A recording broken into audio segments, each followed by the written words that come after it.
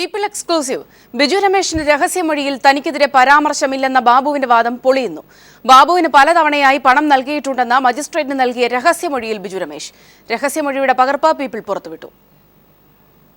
K M. മാണിയുടെ രാജിക്ക് ശേഷം ബാർക്കോഴ ആരോപണത്തിന്റെ കുന്തമുന തനിക്കെതിരെ തിരിഞ്ഞപ്പോൾ കഴിഞ്ഞ ദിവസം മന്ത്രി കെ ബാബുവിന്റെ പ്രതികരണം ഇങ്ങനെയായിരുന്നു.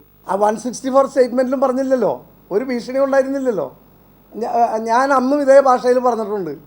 164 സ്റ്റേറ്റ്മെന്റിൽ എന്നെക്കുറിച്ച് പറയാൻ ചെന്നാൽ ആ കാര്യം പറഞ്ഞ് 164 സ്റ്റേറ്റ്മെന്റിലും എന്നെക്കുറിച്ചൊന്നും പറഞ്ഞിട്ടില്ല എന്ന് പറഞ്ഞ് ഞാൻ പത്രസമ്മേളനം നടത്തിയതിന് ശേഷമാണ് കേസിനൊരു ബലം ഉണ്ടാക്കാൻ വേണ്ടി 50 ലക്ഷം രൂപ കൊണ്ടു തന്നു എന്ന് പറഞ്ഞത്. എന്നാൽ ബാബുവിന്റെ ഈ അവകാശവാദം പച്ചക്കള്ളമാണെന്ന് മാണിക്കെതിരെ ബിജു രമേശ് മജിസ്ട്രേറ്റിന് മുന്നിൽ നൽകിയ 164 പ്രകാരമുള്ള മൊഴി തെളിയിക്കുന്നു.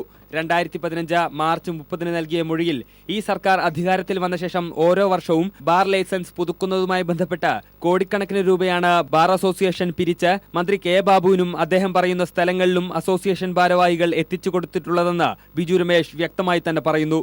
2012-13 വർഷത്തെ എക്സൈസ് വകുപ്പിന്റെ പ്രീ ബജറ്റ് മീറ്റിംഗിൽ ബാർ ലൈസൻസ് ഫീസ് 22 ലക്ഷത്തിൽ നിന്നും 30 ലക്ഷം രൂപയാക്കി ഉയർത്താനാണ് സർക്കാരിന്റെ തീരുമാനമെന്ന് മന്ത്രി കെ ബാബു പറഞ്ഞു. ബാറുകളുടെ പ്രവർത്തന സമയം കുറച്ച സാഹചര്യത്തിൽ ലൈസൻസ് ഫീ ആനുപാതികമായി കുറയ്ക്കണമെന്ന് അസോസിയേഷൻ പ്രസിഡന്റ് രാജ്കുമാർ ആവശ്യപ്പെട്ടു.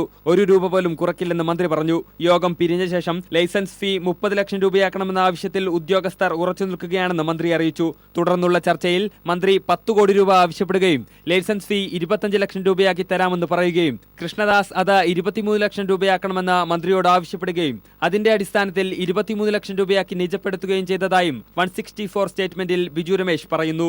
കൂടാതെ ബാർ ലൈസൻസുകൾക്ക് 25 ലക്ഷം രൂപ വീതവും ബിയർ ആൻഡ് വൈൻ പാർലറുകൾക്ക് 15 ലക്ഷം രൂപ വീതവും എലഗന്റ് ഹോട്ടൽ ഉടമ ബിനോയിയെ ഏജന്റാക്കി വെച്ച് മന്ത്രി കെ ബാബു വാങ്ങിച്ചതായും 164-ൽ ബിജു രമേശ് വ്യക്തമാക്കുന്നുണ്ട്. ഇങ്ങനെ മന്ത്രി കെ ബാബു കോഴ വാങ്ങിയതിന്റെ വിവരങ്ങൾ വ്യക്തമായി ബിജു രമേശ് 164-ൽ വിശദീകരിച്ചിട്ടുള്ളപ്പോഴാണ് പൊള്ളയായ വാദവുമായി മന്ത്രി കെ ബാബു മാധ്യമങ്ങൾക്ക് മുന്നിലെത്തിയത്.